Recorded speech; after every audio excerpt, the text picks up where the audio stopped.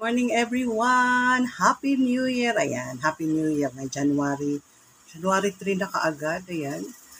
Ayan, balik na naman tayo sa pagtitinda dahil marami tayong produkto na naman. Marami na naman tayong pampaganda.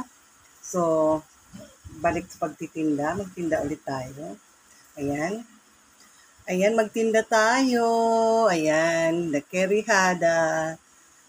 Kerihada Kojic Gluta, ayan, kitang-kita nyo, papaya flavor yan. Talagang napaka-effective sa skin, nakakaputi yan, puting-puti ka dyan guys, mamumuti ka dyan, ayan. Skin na pang donya, pang mayaman at blooming. Ayan guys. Ayan ang Kojic Gluta na talagang hindi tinipid sa papaya. Ayan. Hindi yan tinipid dahil ang sabon natin ay hindi ito nabibili sa online. Ito ay traditional selling ang ginagawa natin, pero syempre meron din tayo sa Facebook page. Ayun lang ang meron tayo kasi hindi tayo nagbebenta. Kung may nagbebenta man ito sa online, hindi sa atin yan. Ayan guys. Hindi yan tinipid. Walang katipid-tipid sa flavor yan. Sa flavoring yan, sa ingredients yan. Para makita ka agad yung effect ng ating sabon. Ayan. Tapos, meron pa tayong isa pa. Talagang papaya. At ayan ang papaya natin. Ang Kojic Peeling Flavor Papaya. Papaya talaga siya. At hindi tinipid sa papaya. Nakita nyo naman. Fresh na fresh ang papaya. Ayan. Kaya, ano pang hinihintay nyo? Ayan. Mag-PM lang kayo. PM lang tayo. Tapos, bukod dyan, meron din tayong niacinamide na sabon. Wait, baka magkadalaglag. Ayan. Meron din tayong niacinamide. Kojic niacinamide. At guys, hindi yan tinipid. Walang pagtitipid dyan. Ayan. Walang pagtitipid dyan. Ayan. Hindi yan tinipid. Kaya, ano pang gagawin? Mag-PM lang. Ayan, PM lang. PM lang sa mga gusto. Ayan, at ang buhok ko, nakaharang na sa mukha ko. At ayan nga guys, ayan. Ayan na naman tayo. Naglalaglagan ng ating mga sabon. Ayan. Guys, mag-PM lang. Mag-PM lang kayo. PM lang kayo, ayan. Hindi tinipid ang ingredients. Talagang milky talaga siya. Ang niacinamide natin, talagang milky talaga siya. Kaya, hindi tinipid.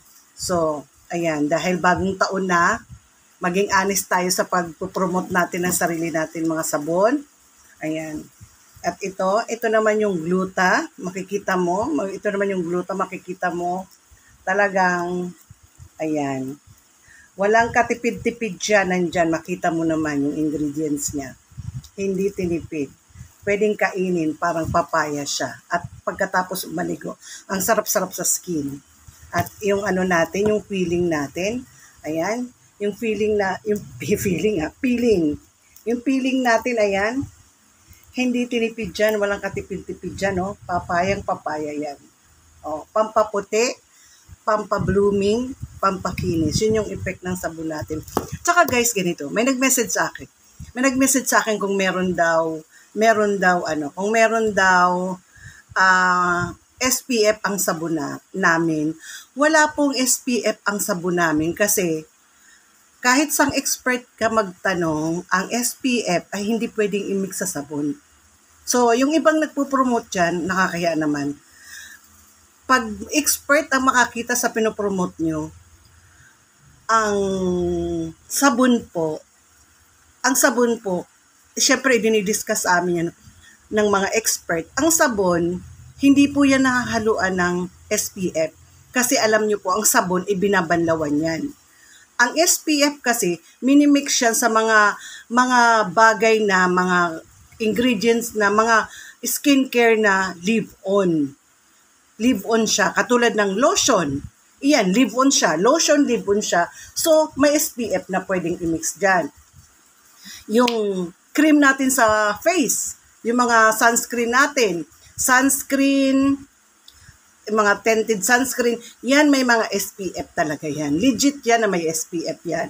Katulad ng mga sunscreen ko, may mga SPF talaga yan. So, yung nagtatanong sa akin kung may SPF ang sabon, walang SPF ang sabon. Kasi, ano yan binabanlaw. Ang SPF, tandaan nyo, minimix lang yan sa mga leave-on. Ano bang mga leave-on? Siyempre, mga cream, mga lotion, mga sunblock, dyan iminimix yan. So, wala po tayong sabon na may SPF. Pampablooming, pampaputi yan. Meron tayo dyan. Magbo-blooming ka, puputi ka, at syempre nakaka-fresh ang itsura ng skin mo. Pero, hindi po pwedeng isang beses ka lang gagamit, syempre. Diba? Dapat, i-maintain mo na rin yung paggamit ng sabon. Araw-araw na gamit na rin. Syempre, tuwing maliligo, ugaliing magsabon. Ayun. Yun lang guys. Yun lang for today. Thank you for watching.